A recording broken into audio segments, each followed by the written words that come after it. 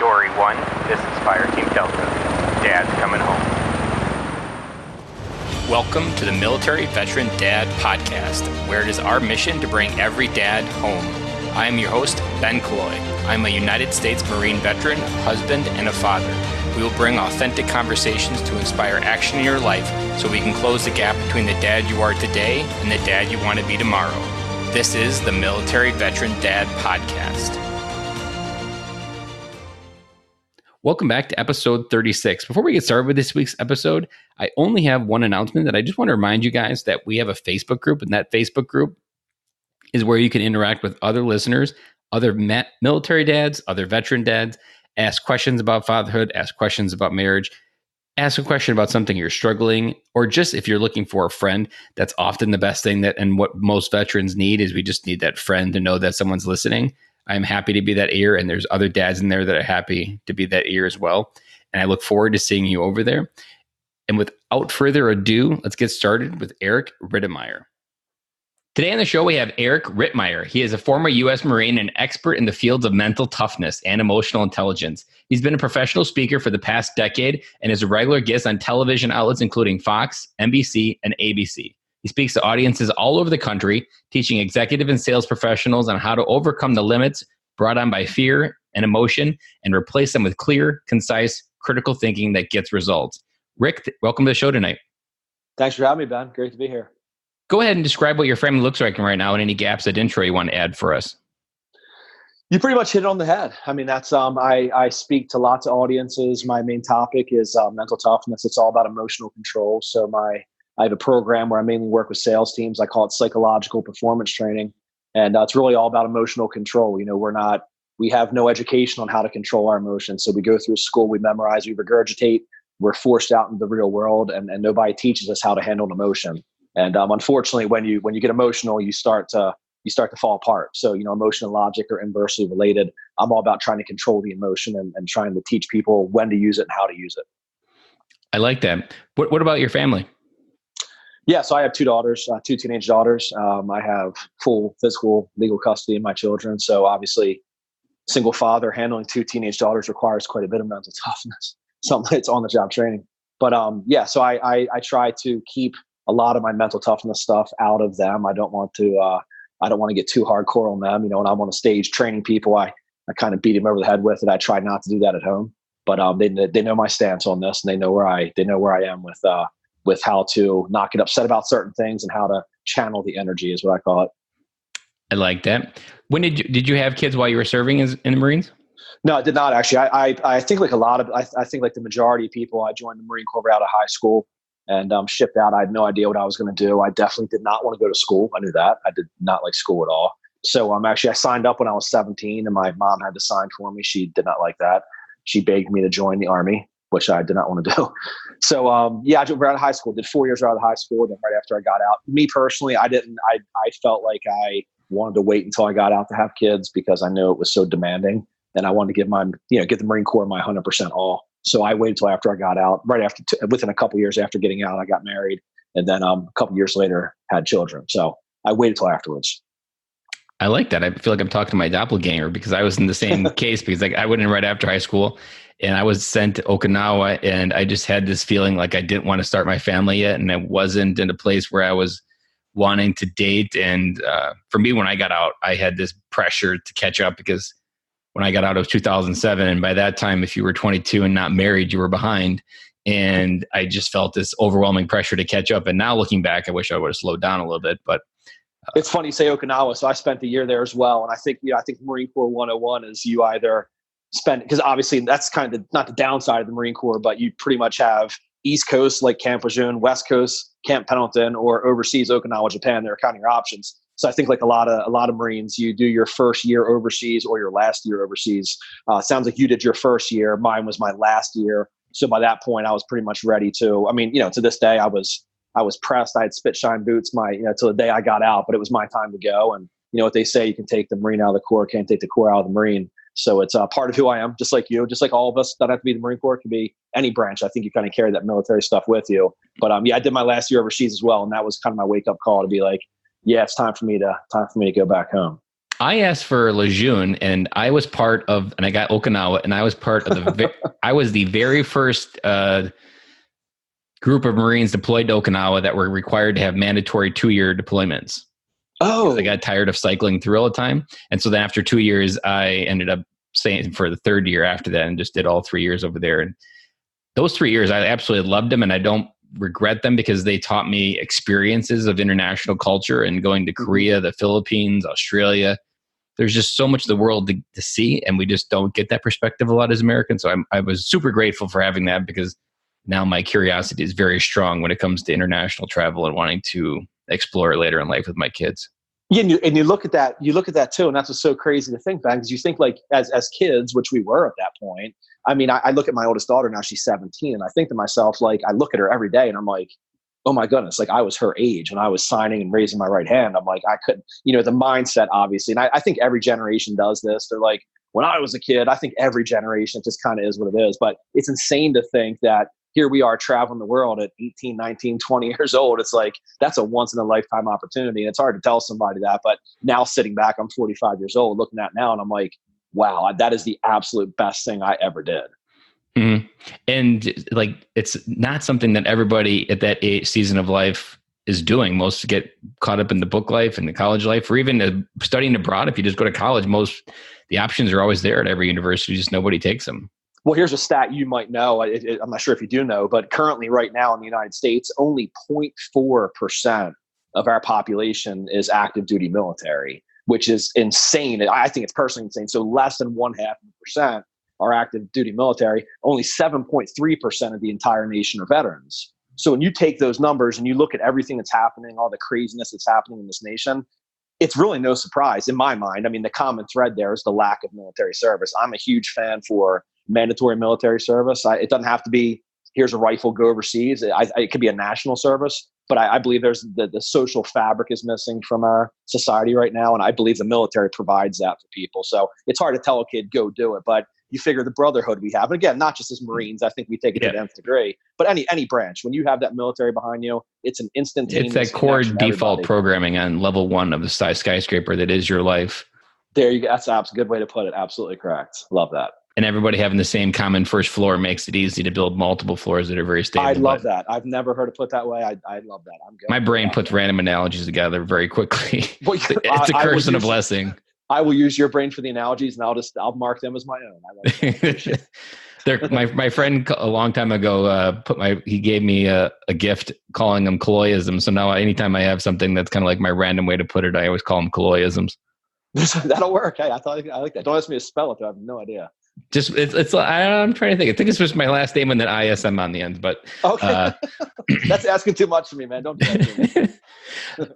Go ahead and break down, what does it mean for you to come home being a single dad with 2 teenage daughters? What did that look like while trying to create an ambitious life for yourself and to define yourself, but at the same time, knowing that you have 2 daughters looking for you to provide not just one role?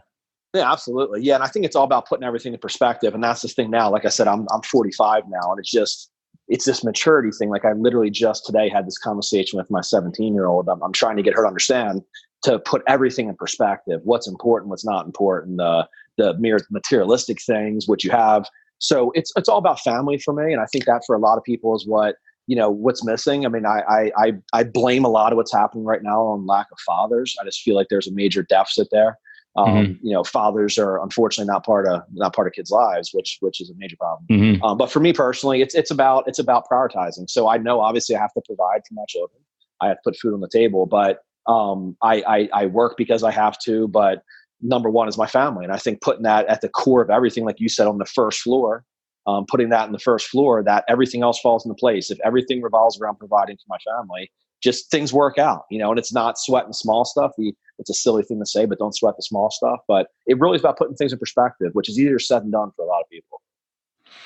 When you walked in the door, because I imagine your kids were in school most of the day, and then you'd pick them, or they'd be home already when you got home? Normally they would, yes. Yep. What was your routine like when you walked in the door? It was like anything else. I mean, depending on their age, obviously, very, very early on, it was just, it was like I hadn't seen them in 10 years, because they were like, where have you been, mate? It's like the craziest thing ever. Then every day it was only 8 hours, but it was like a 10-year gap. Yeah. This was like an indefinite amount of time. But, the older they got, it was like, why are you home? not literally, but you know what I mean? So it's just kind of Yeah. like it's shifted through, but it always was, the emphasis always was, always has been, always will be on them, you know, and it's about understanding how they feel, what they're doing, what's going on. It's remaining involved. You know, it's not just being there physically, it's being there mentally as well. And I think that's a big problem and a big misconception. A lot of people, when they parent, they feel that just being there is okay, which it takes more than the physical being. There's also a mental being as well. And I've always harped on that. And it's always been, you know, we're big on eating dinner together, things like that, you know, just family time. So for us, that's, again, first floor stuff. Yeah. I like you hit on there an idea that it's not about being there mentally, that you can't just sit on the couch while they're playing. Like, it's part of the mission to bring every dad home with this podcast is both physically and mentally. And the mental part is you need to be able to enter their world. And so many dads, through what we went through in our service, whatever flavor of life you entered as your service and whatever you experienced, it's almost become like a barrier between you and your kids. And until we can get through that, you really you have this emotional barrier inside your head that prevents you from entering the world. But that's where the magic happens. When you can get down and play Legos with your kids, or play dress up, or have a tea party, and just forget everything about adulthood and just focus on their imagination like that. There's so much magic happens when you enter their imagination. It is. You know, it's so crazy you say that too, Ben, because I tell, like, you know, when I was younger, I remember, like, when I was first starting to have kids, I can remember a lot of my friends were like, hey, you know, I'm not ready for kids. Like, I'm not really ready to do that yet. And my advice always was to them, and still is to this day, if you're not 100% ready for that, don't do it. Don't let anybody pressure you into it. Don't let somebody tell you it's getting to be too late, whatever. And at the end of the day, if you don't want to have kids, you're not 100% prepared for it, don't do it. Because, you know this as well as I do. It's like, I'm 100% from the, you know, I want to have kids 100%. They come along and it's like, oh my goodness, this is the most insane thing I've ever had to do. Like, I've been put through some pretty rigorous, you know, mental situations and all that, but raising a child and having to deal with, you're coming home from a day of whatever you've had to deal with at the office to absolute insanity in every stretch of the imagination. You know, you walk in, it's craziness in the bathtub, there's food on the walls, it's whatever. That does take some sort of, you know, we call it compartmentalization in the world of mental toughness. You have to compartmentalize and understand that what happened before you walked in the door can have no bearing on what's happening right now. And that's difficult to do, but it is a trained thing. I really like that. And it just hits right to the core that is being with your kids, of putting those barriers in place, walking in and just being present. And as we lead into the next segment, that I always like to remind dads that kids spell love Time. What are some of the things that your daughters have loved doing with you over the years? I think from any kid's standpoint, I've always stated it's just a matter of them knowing that they have your undivided attention. So regardless of what it is, as long as they know that the world is revolving around them, that's everything. So it could literally be playing a game of checkers. It could be painting their nails. It could be running a block, you know, running around the block. It's somebody knowing that their whole world revolves around them. That's the most important thing. So again, it could be anything. And I think that's what it's all about. You know, there's a difference between listening and hearing. You know, as humans, we have this innate need to be heard. People don't have to agree with us. They don't have to do whatever, but especially in children, they just have a need to be heard. They want to feel like that's the entire world. And I think from a child standpoint, from a young age, when they're constantly put in situations where they're number one, that goes a long way for them mentally too, to understand that, hey, I'm important. You know, my dad is most amazing person ever, and I'm the most important person in his life. That makes me feel great. I think you hit on their point that I think happens a lot, where by not reinforcing our kids' priority in our own life, they internalize a subconscious idea that they aren't worthy of someone's time. And that worthiness can carry over into their adulthood of not just having their own self-worth or just low self-worth because their family didn't, or their mom and dad maybe didn't consciously choose them. And now as they grow into adult, they don't necessarily do the things they want to because no one made them the priority early in life. You know, it's crazy too, but I just saw this. I don't know if it was a commercial. It wasn't a commercial. It might have been this like clip. And it was basically a mom with her two little kids. And she apparently was a stay-at-home mom. And in this video, it starts out in like clip number one. The kids are going nuts. Like, they're throwing food, like they drop food all over the place. And the mom's losing her mind. She's like, oh my goodness, what's going on? What did you do? And then they go upstairs and they're trying to play a game and the kids are going nuts and the mom's like scratching her head. She's like, this is crazy. So then the dad comes home at the end of the day and dad's like, so how'd your day? He's talking to the kids. Like, how'd your day go? And the kids are like, It was great. We started out by, we were playing in the kitchen with mom, and in their mind, they go back to it. In their mind, the mom is all happy and go lucky and they're having fun in the kitchen. So the whole point behind this is the way us as parents, the way we see things, we take it as this is the most stressful thing ever. But the way the kids perceive it is this is the most amazing thing ever. So it's really just like a matter of perspective. That, whatever you would call it, commercial, really hit home for me. And it used a mom as that in that situation, but it doesn't matter. It's just basically, no matter what we're going through, it's making them feel like, they're our world.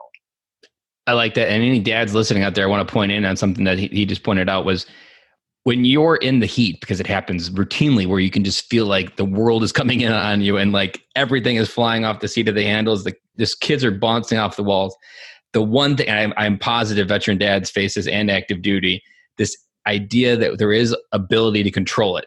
And it's when we want to try to control it, that's when we ultimately get the most stressed and anxiety. But we have to reflect it on the other way around, that like, this is just the way that their mind works. And we just need to be present. And the constant thing that I'm always reminding myself, and it gets me through most of these days, is there's going to be a season in my life where this spaghetti on the wall is the only thing I wish to come back. There's going to be a season in my life where all I want is my son to say upstairs, Daddy, I want one more hug. And as annoying that is, maybe he's interrupting your Netflix, like he routinely does for me at night. There's going to be a day that never comes again. And I always try to reflect on that and just let go of the idea of control and just hang on a little bit, because sometimes it is like living in an Instapot and it's just always under pressure, but it's just almost part of the ride. And there's going to be a day where there's going to be nothing we wish more than to have that ride back. And again, crazy you say that, because like I'm a very emotional, so I train on emotional intelligence, emotional control, against psychological performance training. I'm all about controlling emotion. So people, when I get hired to go in to talk to these companies, a lot of times like, well, Eric, you must be like a robot, you have whatever. I'm like, no. I said, actually, I'm more emotional than probably 98% of women, like I am full blown emotion. That's me right there. I cry at the end of Elf when the sleigh goes flying over the people. That's a bit much. I don't know about that. That's a little bit much. Oh, come on. You're going to single me out as the emotional guy now? Don't say anything about Lion King. I'm not trying to talk about Lion King right now. Okay. So no, but it basically, like I'm an extremely emotional, I'm a very, very emotional person from that standpoint. Mm-hmm. And, from me with kids, especially, it's just, it's okay to show that. It's okay to express that. And when it comes to them, and when it comes to, like you said, like getting frustrated or whatever, I learned early on, and this sounds kind of bad to say, but it's almost like lowering your expectations. And I use this in business a lot. I have rental properties. I have people that I rent to. When I rent to somebody new, and again, it sounds bad to say, but I lower my expectations. I can't assume people are going to function at the same level I'm functioning at. So if I lower the expectation for what I'm going to get, I'm just going to be happy if they exceed that expectation, but I'm not going to be very let down if they don't. Mm-hmm. So you go back to kids being downstairs, going crazy, driving me nuts, doing whatever. I do feel like I sound very old when I say this, but the time truly, really does fly by. And it is insane now to sit back and think, oh my goodness, I would do anything to go back to that time that I took a diaper off and you peed all over the floor. Like those are the things that you just, until you get out of that phase and get older and it's no longer there, you don't realize how much that means to you. And then you're one of those adults that are warning other young dads that like, make sure you pay attention. Those years go by so fast, and then you don't always believe it, but they do. And then you end up being that guy. And you sound so old. That's the thing. I said, I'm 45 now, right? So I got 17 and 50-year-old. And I'll tell like even some people I know, some of my friends, and they're like, you sound old. I'm like, I said, please. I said, do you respect me? Do you appreciate my opinion? They're like, yeah, absolutely. I do, Eric, absolutely. I'm like, okay, please, I promise you, cherish this. Take the most frustrating thing right now in your life. Take the thing that drives you most insane about your children. I promise you, you are going to miss that. There's going to be a day that you miss getting 3 hours of sleep a night because your child is crying and screaming. You're going to miss it. I promise you, like, you're crazy. Write it down. Call me back. I promise you will. And it happens every single time. I'm convinced most adults that end up having to say that, and the ones that like really repeat it the most, are ones that really just are dealing with their internal guilt, knowing that they weren't there. Like that's just them dressing it up nicely to admit that I wasn't there, and I'm trying to warn you that you need to be. Sure. Yeah. And that's the thing too. It's all the absentee stuff and all that. And again, it's about being there physically as opposed to being there mentally. You can't get the time back. The meeting that you missed because you went to a kid's sporting event, that meeting means absolutely nothing to anybody 2 days from now. But your kid, like I have vivid memories. I'm 45. I have vivid memories of my grandfather. My grandparents raised me when I was a child. I have vivid memories from 8th grade playing lacrosse, him backing up my goal, going to every single one of my games. Even though he wanted me to play baseball, I quit to play lacrosse. He was there for every single game. Vivid. So that's in 8th grade. So these are things that, again, the one meeting, the one appointment you cancel, the one time you don't go to the gym, whatever it is, those are things that are going to stick with your children forever. You remind me of a story there that I think like 2 years ago, I reached a point where every day I would leave the office, I was like, oh man, I better text my wife and tell her, ask if I can stay a little bit late today. And eventually I came to the conclusion, I was like, that's BS, because I had probably 15 opportunities during the day where if I managed my time better, then this opportunity to ask to stay late would never even exist. And I'm like, who am I to punish my family for my inability to do that every day? And so I eventually created the mindset to just, okay, pull the plug and figure it out the next day. And then every day just try to re-engineer the wheel a little bit better so that at the end of the day, I wasn't asking that question. And some days I'm not always perfect, but it does get there. And at least at the end of the day, I'm not asking that question, should I stay late? Because I've realized, well, I probably shouldn't have talked to that person for an extra 15 minutes because I probably could have got done what I needed to. And it's really just about owning your own choices and not making others accountable to what you didn't do during the day. And dressing it up as something that you're just overworked and underpaid. Absolutely right. And again, speaking on mental toughness, that's what I hear so much about. It's like, this isn't possible, or I can't do this. Like, okay, is that a truth or a fact? I call them truth or facts. I'm like, a truth is your perception of something. A fact is a fact. So the reason you can't go home, is that really fact, or is that just your perception of it? So it becomes a mind game at that point, but you're absolutely right. And it goes back to prioritizing. That's what it all boils down to. It's what's most important in your life. And again, you have family on the first floor, everything else falls into place 100% of the time. Let's switch gears a little bit. I'm going to be a little bit selfish and ask you a question for my oldest daughter to try to help me parent through it, because I think it's right up your alley. So my oldest is 7 years old. And if you can time travel back with your daughters when they were 7, the emotions are extremely charged. They are highly fluctuation, and you can go from 0 to 10 over the littlest things. And what advice would you give to me, and I'm sure other dads that have girls that are trying to understand what they're feeling, what advice would you give us to coach our kids through those years when they're trying to understand what these strong emotions they're feeling are? I mean, the number one word that comes to my mind is consistency. You have to be extremely consistent. I was always that way with my children, and you have to have an absolutely open mind. And again, going back to my mental toughness, I refer to this as suspending a disbelief. In adult life, when you meet with someone, when you talk with someone, if you have opposing points of view, the only way anything gets done is by suspending a belief that you have to hear what someone else is saying. Easier said than done. It's very difficult for people as adults. Once they have a belief that's been in their mind for the last 20 or 30 years, it's extremely difficult for them to listen to somebody else that has an opposing point of view.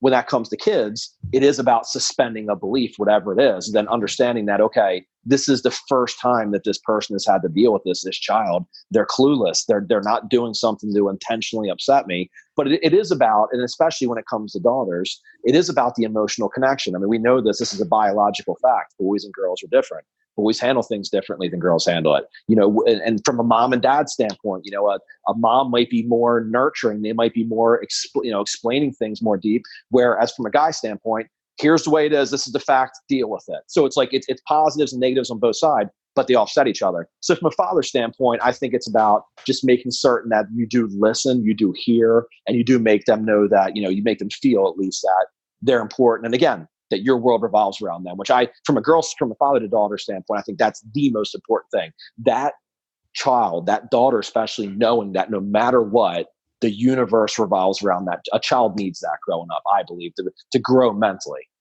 That the world revolves around them? Absolutely. So can you unpack that a little bit?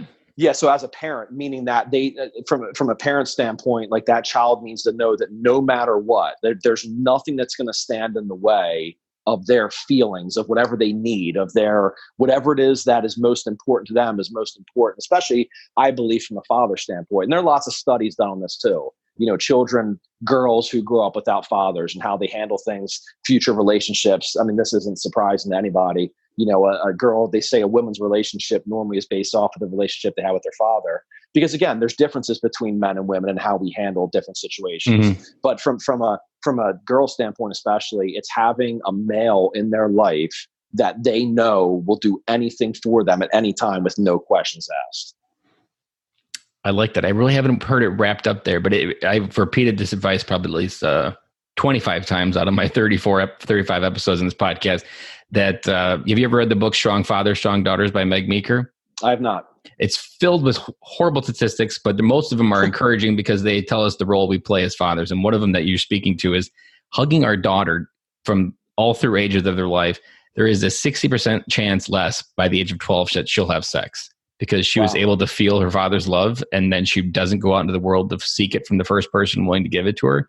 And I'm convinced like something as simple as just feeling her father's hug that's unconditional is something that almost primal when they go through puberty in those first age. They don't go out seeking for it because they already have their heart filled by their father. And then when they are ready, they already have that blueprint of what that love feel like to go out and try to find it. And you're right. I know there's been so many studies done on this, Ben, and that's funny because I don't think there's anybody that would doubt the fact that a woman, the way her relationships are going to be as an adult, are very strongly linked to a male in their life. And it doesn't have to be the biological father. You know, like I said, me growing up, I grew up with my grandparents. So I still had my grandfather there to raise me. He was my biological father. It was that male role model. From a girl standpoint, you're absolutely right. And they say a lot of girls who have those strong relationships, they end up looking for the same type of person as their father in the person they want to spend the rest of their life with. So they go searching for that. Now, I've also read sometimes where that can be a bad thing. If, fathers set the expectations so high that they just have these, I'm going to find this man who's going to hold the door for me, who's going to sit down and play tea with me, all that, whatever. That could be a detrimental thing. But in my mind, I personally don't believe there's anything wrong with setting the expectations so high because you don't want them to settle. And then obviously as a father, the last thing you want is your daughter to be in a bad relationship. And I did read something. It's funny. Sorry, Ben. I just today, my oldest daughter just gave me a statistic I'd never heard before, but she said she read something that I don't know who was or what study was done, but basically humans need to be hugged at least 16 times per day to have a healthy love is what they're saying. So 16 times per day. So get out there and start hugging. I love that. And you've actually given me two things to go off of because the first one where you were talking about their daughter, there's one other thing that I've done at night with my daughter that's when she's 7 is just sitting down and we call it bird poop talk because there was a book that inspired it that someday a bird will poop on you and you've got to be ready for it and how you respond to it. So we talked about all the people that pooped on her during the day and just letting her express that, but then also reminding her what her opinion of it of herself and making sure that she recognizes that that's the only opinion that matters. Like that external validation of what others think isn't, especially when her brother does something stupid to her who's 5.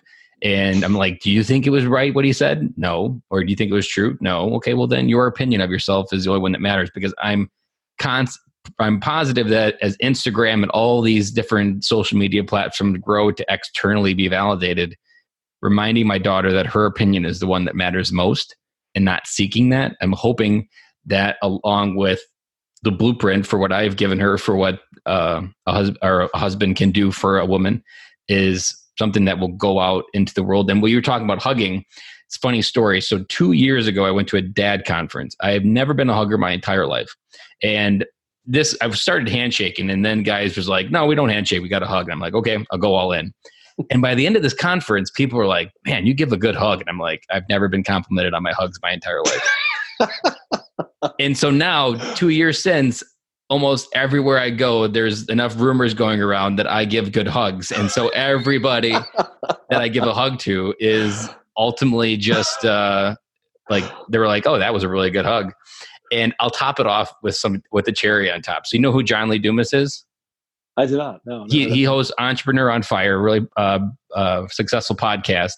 And he is the reason why I'm here today because I listened to an episode of his podcast 4 years ago with the dad, Larry Hagner, that I followed for 3 years to get to this point where I am. Just last week at Podcast Movement, I met him in person and got a picture with him and I was telling my story. And at the very end, I give him a hug.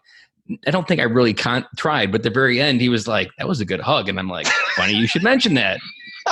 Oh my, that is hilarious. Dude, I can't help when you're telling that story. All I keep thinking about is Tommy Boy. You ever watch Tommy Boy? Yeah, brothers don't shake hands. They gotta hug. Exactly. That's always what's playing in the back of my head. And it's almost like my signature. Like someone's gonna remember me like, oh yeah, that was a good hug. But they say you transfer energy too. I mean, I've read about that. You transfer energy when you hug. And sometimes, especially as in the world of men feeling so lonely as they do today, I've almost like every guy almost needs a good hug, even if they aren't willing to receive it, because I feel like it's just that one little dent in their armor that says I can feel something. And I actually was in a podcast. He challenged me to come up with a rapper name. And I was like, I really don't have when I listen to country music. And I was just thinking about it. And I was like, okay, I'll go with it. Big Hugger B. So I've just completely owned this idea that was inexistent 2 years ago. And I'm just the guy that gives good hugs. You know, the other thing too, I can't help it. I'm just going off on a tangent here when you're talking like this. I read something not that long ago. There are actually people, I don't know if you want to pursue this as a career, but there are actually people, there are people who get paid to snuggle with you in bed. And I know I read this. Did you professionals? Read that? Yeah, I've read that. Yep. Yeah. Like they get paid to like, just like, okay, here's $100, snuggle with me. And it's like, okay, but I believe there's actually like medical data, like statistical data that supports the fact that you do transfer energy. So like when you hug somebody, you transfer it. And I would agree with you. And it's funny you say that, Ben, because I joke with my kids because I'm obviously very, very proud of the Marine Corps. I'm very proud of our flag. I'm very proud of anybody who wore a uniform. I don't care Army. It doesn't matter to me if you're Coast Guard, if you're active duty, whatever. It doesn't matter to me. Very, very proud of that. So anytime I see anybody wearing anything military, veteran related, I go out of my way. You know, what's up, brother? What are you doing? Whatever. Especially when I see Marines, you know, it normally is a full blown hug. You know what I mean? Like nobody's ever told me I'm a good hugger. Unfortunately, I have to work on that. But it's full blown. You know, that's you gotta level up. Yeah, I'm trying, man. I'm trying. You know, I was a professional snuggler in bed, you know, from my prior life, but now I'm just I downgraded. But it goes back to that, and I think that's what so many veterans like need to understand, and I believe the majority of people do. But the camaraderie, I mean, that is just so, there are so many people that would do anything to help somebody else. You know, and that's the thing, especially in the Marine Corps. It's that common thread. It doesn't matter where you came from. It doesn't matter what color you are. None of that matters. All that matters is we've all been through the same thing. We've all worn that flag on our uniform. There's people out there that want to help, that do help. So the camaraderie piece of it for me is huge. I just love the idea of thinking that there's so many people that have done the same thing I've done. Unfortunately, there aren't a lot of us here anymore. But there's still plenty of people that have done very good for their country. And even though those percentages you gave out are extremely small, it's the universe continues, and they just did it last week multiple times when I was in podcast movement, of how small it still can be. Even the Marine Corps, it's 100,000 active duty, and you could still run into someone from boot camp walking through the PX. Isn't that crazy how that works? Like I literally was overseas in Okinawa, Japan, and I saw a kid I went to high school with. I'm like, what are you doing here? He's like, what are you doing here? I'm like, are you serious? I had no idea. And you think about the serendipity for the universe to put that together, and in 7 billion people somehow it was able to pull that off. And you can't think big. You really have to think really small. And I was watching a video at Podcast Movement last week, and it really, a colloquialism popped in my head. It's not an analogy, but it was just a brilliantly way to say this, that I think ultimately in 2019, people put way too much faith in the internet to solve our problems. It's just a tool. And it hit me that I was like, the hope of humanity doesn't lie in the internet. It actually lies in human connection. Like when you create those human connections of conversation, hugging, just feeling loved by someone, that's really when you can start to move something real and make those steps into that life that you really want versus the one that you're living today. And that's a big issue with kids now. You know what I mean? It's all about social media. It's not about social interaction. And that's a problem. That's an issue. You know, I start looking for common threads. You know, the issues we're having right now. Why are we having these issues? The very first thing I do is I look at where we are now, and I look at where we were 20, 30, 40 years ago. What is here now that wasn't there? What was there then that's not here now? You get into social media. Again, I understand it's great, it's wonderful, it's good. But from a kid's standpoint, they're not taught these basic skills. And you talk about the hugging, you know, we can joke about that, but that's relationship building. That's understanding to communicate. That's understanding how to be aware of other people's emotions. It's understanding how to regulate your own emotions, how to empathize with other people. These are huge, huge things that dictate who you become later on in life, how you handle every single relationship. Kids are missing out on that, especially when it comes to social media. That's a major problem for kids. That human connection of just the abundant love that you feel from another human being through a conversation, or just when you connect with a story, when someone tells a story, or I'm sure you've done it when you're public speaking, you share a story that's plain and simple for you, but for someone in that audience, you just moved a mountain. And that moment, that's magical. And I'm faithful and hopeful that the universe always calibrates our society. And I often look back to the 60s as proof that if we can get past the 60s and come back to some center, then we can get past whatever we have today. And everything always course corrects and calibrates. But and we already have the blueprint. We really just need to almost wake up and look at the different things, what we're losing. And I heard in the description of everybody thinks the Amish is backwards, but if anything, they just consider themselves very delayed. And they look at everything we adopt through the lens of, did it make us better or worse? And only does it when it makes us better, do they end up looking at adopting it? And there's a lot of wisdom to that, of not being at the tip of the sword, but being in the back and making sure you actually consciously bring into your life what you want versus the next hot thing that you want from your life. That's a good point. No, I never heard that. I never heard about the Amish. I tell you, actually, I buy a lot of Amish stuff. I mean, they build legit stuff. It's like, I feel like they don't cut corners, it's funny, but yeah. So they also have something going. I never heard that before. I like that though. That and the colloidisms, I like that. I'm going to have to adopt those. I can spit them out all day, but it's a curse and a blessing because my brain actually never turns off, and it's just always randomly putting things together. And it was a couple of people came up to me last week and was telling me, like, if you just did half the stuff, like took action on half the stuff versus thinking, you'd be light years. I'm like, yeah, I'm just an overthinker. So you're like, you wish you had more time. You're too busy out running around hugging everybody, or else you would put that in action. Exactly. Or I'm just too constantly worried about, am I hugging enough? Am I hugging too much? What does it actually mean when I hug someone? Is that wrong? Was my hug sufficient? I feel like I'm insufficient in my hugging. Yeah. Did I let him down? Was this good for you as well as for me? Exactly. And repeat huggers where I've already hugged them, they already have this mental, there's a few people that are like, they're like, damn, you're going to break a rib. Break a rib. Especially I know a couple of friends that work on the gym. So I'm almost like, I go overboard just because I know that they can take it and makes them feel good as well. It's like a handshake. That's the thing. Like you think about that. Like there's actually etiquette classes on these things, like the correct handshake. And the correct handshake, obviously, is you're supposed to like replicate. You're not supposed to squeeze harder than the other person. But we've all had those people we've met. I know some people I've worked with, and it's like they're 100 pounds soaking wet. They're not a large person, but you shake their hand, and they have veins popping out of their head when they're shaking your hand, like trying to make this statement. It's like, back down, buddy. It's okay. So it's kind of like, it's just, you think about the head. So getting beer muscles, you know what I mean? Like, yeah. I am lion, hear me roar. Yeah. I always love a good handshake. And I had a couple good ones last week at the conference. And I'm always the complimenter on that. And I'm always like, that was a great handshake. You're right. And they're always like, thanks, I was trying. I give compliments where compliments are due. There's no shame in my game.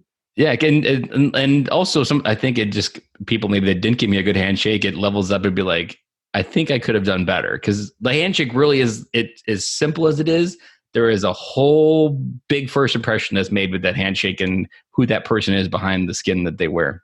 And you know what? It's funny, Ben, because that leads into kind of something else to go back to what we talked about, like the father-daughter relationship, and that brings something up to me. And that is complimenting. I think that's a very big part of it, and picking up on things and understanding things that from a male standpoint might be hard for us to understand why something would be important. But from a girl standpoint, it's critically important, whether it be noticing when she does something different with her hair, or whether it's her doing really well at something and complimenting on that. So yeah, it leads, we're talking about hugging and snuggling and shaking hands, but it goes back to the whole father-daughter thing. That is, I believe, and not that a boy doesn't need that, but from a girl standpoint, especially knowing that all attention and my father, this male in my life, just noticed something changed about me, and he complimented me on how pretty I am when I wear this dress, or how pretty my eyes are when they're outside in the sunlight or whatever. That goes a long way to building confidence, especially in a girl.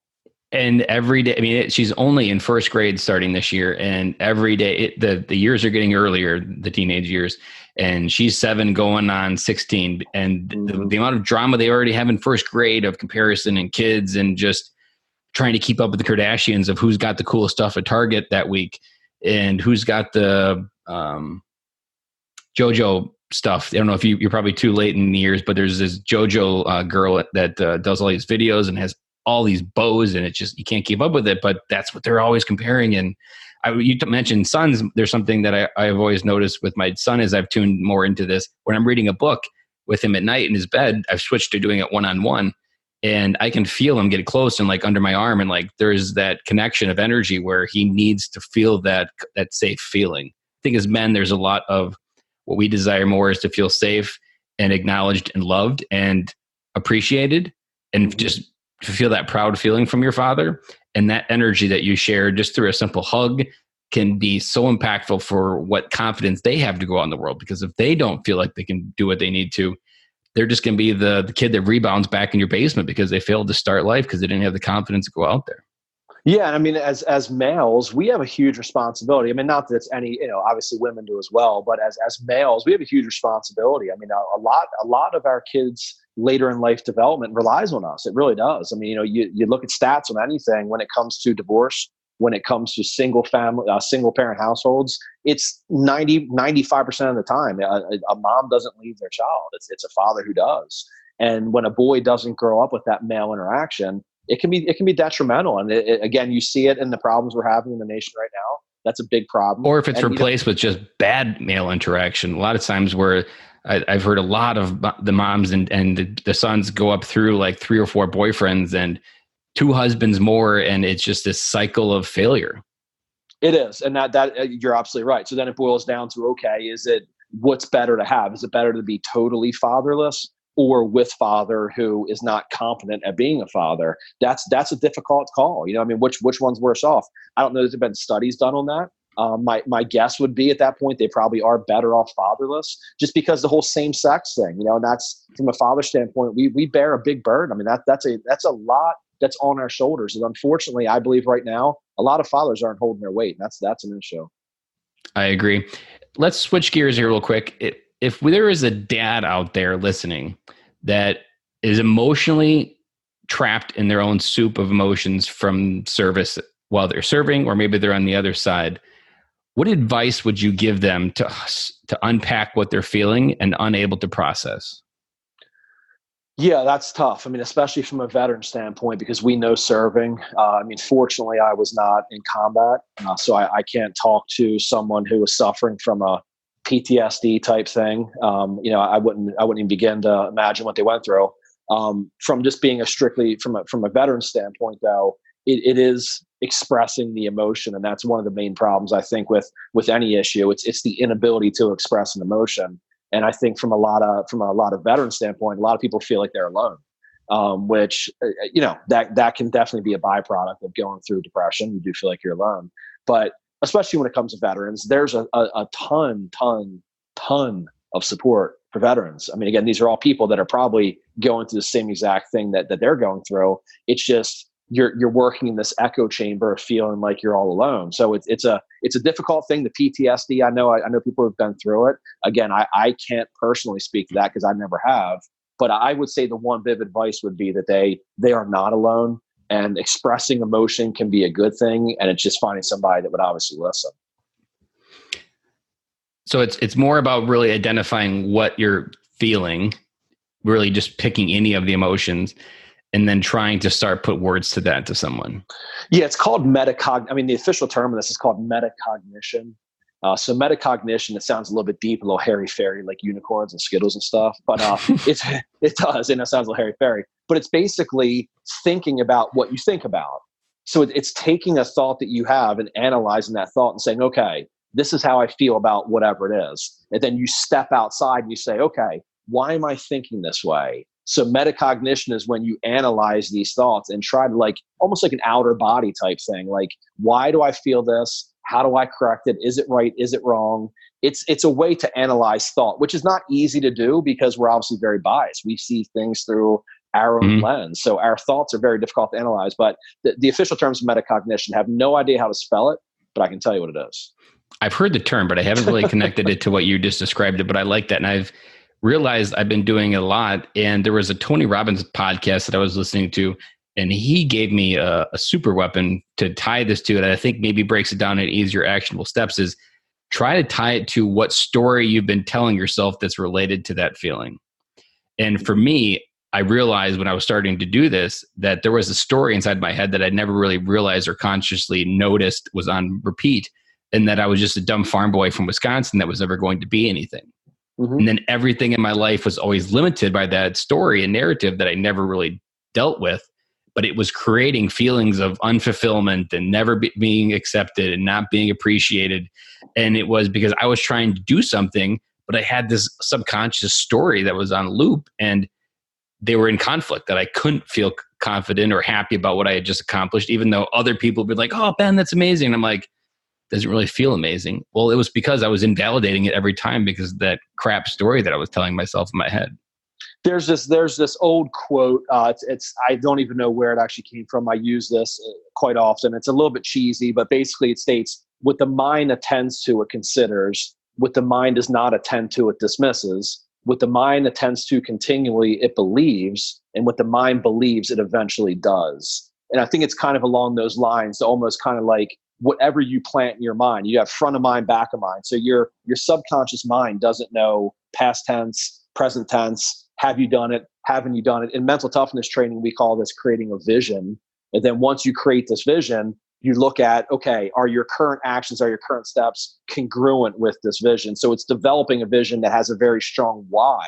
And I would say, going back to thinking about your thoughts, it's understanding what's most important in your life. What's your why? When everything revolves around your why and working towards that why, everything falls into place. So if your why is providing for your children, feeding your kids, sending them to college, doing whatever, when you develop that why so strong, nothing's going to stop you from getting to it, because your subconscious mind is going to say, this is what I'm here for. This is what I fight for. This is why I wake up every day. It's developing a vision, which a lot of people don't even have a written vision, which I obviously would very strongly recommend if they don't. I like, and I can attest to this, that trying to do this podcast, and I've been to 2 physical conferences now in person, and the last one was last year, and this one was just last week. And part of something, so I've had the vision, but there was, I think is because the story was so strong that the subconscious mind wouldn't believe that it was capable of being created. And when I was able to find places, or in this proven, anytime I have found a place where this vision can I can touch it and see it and feel it and be validated in it, the subconscious mind, like I can feel a different energy coming back from that conference, because I immersed myself in my vision physically with people that reinforce that I'm a human being worth continuing to say something.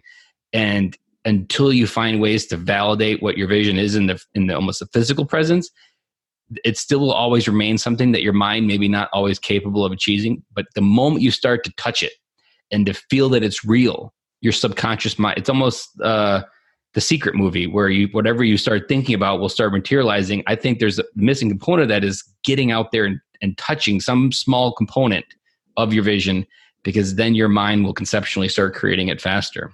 It's really funny you bring up the Secret, because my programs, my mental toughness programs, I bring that up, and I tell the story about creating a strong vision. I use Bruce Jenner, I guess, if we can still call him Bruce or whatever he prefers to be called, whatever. With Bruce Jenner, though, he goes back to when he won the gold medal, if you remember, in the Olympics, when he won the gold medal. And after he won, he ran around the Coliseum carrying the American flag. I don't know if you remember that.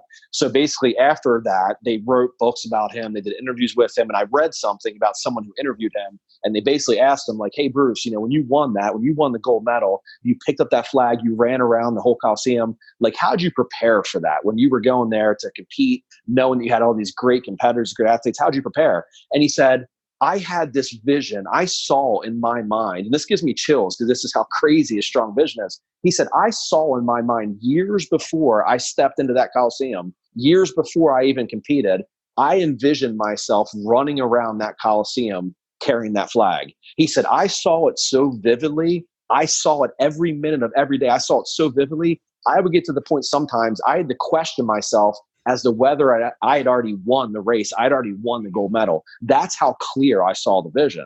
So think about that. If you have something so clear in your mind that you can think that you've already done it, is there any way you're not? They call it reticular activator, right? It's like, hey, Ben, have you ever seen a red Escalade? You say, nope, never in my life. So the minute I put that into your mind, it finds a way. Now, all of a sudden, you walk out front, you saw 7 red Escalades. It's called reticular activator. So when it goes to the vision, if you have a vision so strong that you can see it, you can feel it, you can breathe it, your subconscious mind doesn't understand. It's going to find a way to make that happen. But no vision, you have nothing you're fighting for, nothing you're going after. That's what makes it difficult. So you bring up The Secret. I talk about that quite often because it is a step further than just find a parking spot, find a parking spot. Ooh, there's a parking spot. You have to do something to work towards it, but creating a vision is the first piece. And for me, I had this inspired from the Greatest Showman was a very powerful movie that I cried through almost 90% of it, because it was, I almost saw it as like the entrepreneur's journey type movie. And in it, when he talks about a future that I only see when I close my eyes, like there was a world that no one could understand. And I've described a lot of my vision. I use a lot of this wording in my post when I describe it, that there's a world when I close my eyes, I see a room of 1,000 people. And so for me, I joined Toastmasters to try to touch that world 2 times a month. When I was traveling the podcast movement, I could see a version of me being on stage in some future about podcast movement. And I'm like, I described it as, I know where I'm headed. I'm heading to Orlando, Florida, but the actual destination is the vision only when I can see when I close my eyes. And just being able to physically touch that energy and to feel it from people that were living it, like that just, especially for me, I've always had this limiting belief of myself, and it helped me run towards the idea faster. And I'm even more confident to conquer the world now, because I can just feel it inside. And I'm sure you've heard the quote, you're the average of the 5 closest people in your life. I went to a conference a while back, and it was, I realized that there's another version of that quote, that you're the average of the 5 closest energies. And it's so important to surround yourself with those high intensity energies that help carry you to the future. And at a conference that's super niched in your area, you can't help but being surrounded by 1,000 people that wake up every day and love what you do, to be excited about it. And that's so important to move our life forward sometimes. Yeah, birds of feather flock together, right? I mean, that's the key. When it comes to developing a vision, after the vision is developed, it does boil down to a mindset. And then we call this congruency. So are your current actions, beliefs, and behaviors congruent with the size and scope of your vision? So you have this vision out there. What are you doing to get closer to this, to achieving this vision? Again, congruency. Are you doing what you have to do to get there? If you're not, you have 2 options. You can either decrease your vision, or you can increase your thoughts, actions, and behaviors. You have the option to do that. And it does boil down to how you think. And when I train these sales teams, I'll get the question all the time. They're like, well, Eric, what separates the 95% from the top 5%? Like, what separates the most successful people in any company? It's irrelevant what industry. It could be real estate, it could be financial planning, it could be accounting, it could be headhunt, it could be anything sales related, or just life 101. What separates the top 5% from the other 95%? I get the question all the time. And I'll say, well, you're not going to like my answer.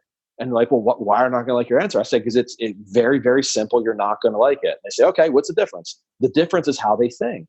And they're like, well, that's not right. I said, that is absolutely. I've interviewed the top people in companies. I've interviewed the bottom people in the companies, the middle people in the companies. The people at the top believe they can. The people in the middle, the other 95%, don't believe they can. That is what truly separates people, is how they think. That is the number one thing. That's the main thing. If you don't think you can, you're not going to. Yeah, I'm sure they don't like hearing that, because it's the stuff between the 2 ears that they can't control. That's 100% accurate. It's your actions and your behaviors that are dictating where you are. We call that objective reality. Objective reality states you have nobody else to point to other than yourself, and people don't like to look in the mirror, unfortunately. I absolutely love that. It wraps it up into a nice little gift box with a bow on it. It's not normally with a bow, though. They're normally yelling and screaming at me, telling me I call it getting drunk in emotion. On a podcast, it's just me and you. So anybody else out there, they get upset. To me, it's a bow. Someone else can say it's a turd in a bag on someone's doorstep, but it's the truth. Like you said, is it a truth or a fact? It's a fact. That's not someone's truth. That's absolutely right. Are you saying something's impossible, or is it just not possible for you? And again, when you're called out like that, when you have to accept 100% responsibility, which is really what mental toughness is all about. You are 100% responsible for your results. Like them, love them, hate them. You are where you are because you put yourself there, which is based on how you think. Correct. And the stories that you told yourself to get there. Yes. As we wrap up this interview, Eric, what's a parting piece of advice you want to leave for military veteran dads out there? If you could gift wrap your 17 years of fatherhood for two teenage daughters, what would you give them? I think it goes back to the beginning, Ben, what we talked about as far as time flying by. I mean, that is something we cannot get back, obviously. And that is something that, again, you hear it time and time and time again. Time flew by. I wish I could do this. I wish I could do that. It's being involved. And again, taking this from a male standpoint, from a father standpoint, I just really, really think that we have this huge obligation to raise our kids, boy, girl, doesn't matter, stepchild, biological child, doesn't matter. As males, we have to step up to the plate and understand that we are directly responsible for how our children turn out. And without us being involved with them, unfortunately, we're going to set our kids up for failure in the future. So it's being involved. I would say it's definitely being involved and understanding that we only have limited time. Once it's gone, it's over. You don't get two chances to raise your kids, unfortunately. And any dads out there listening, I want to reflect back. If you've been listening to this episode, I want to point out what he just said, that the role that we play as fathers in our kids' life is what is the first draft of our legacy that will continue on beyond generations.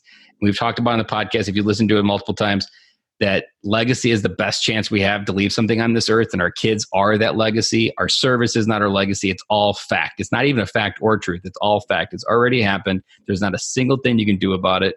And your kids are where your focus is. And we as military veteran dads are the most influenced, experienced, and just abundantly overqualified to raise kids because of the amount of life we've experienced. We've done melting pots. We've seen things that no one else wants to see. And we can walk our kids through an amazing life. And that just sums up what you just talked there, that we didn't get a chance to dive into much, but we talked so much about legacy, and that time and priority is what it required to make it happen. Yeah, you said that perfectly, Ben. The fact that we are just so capable of it, I think that would be qualified.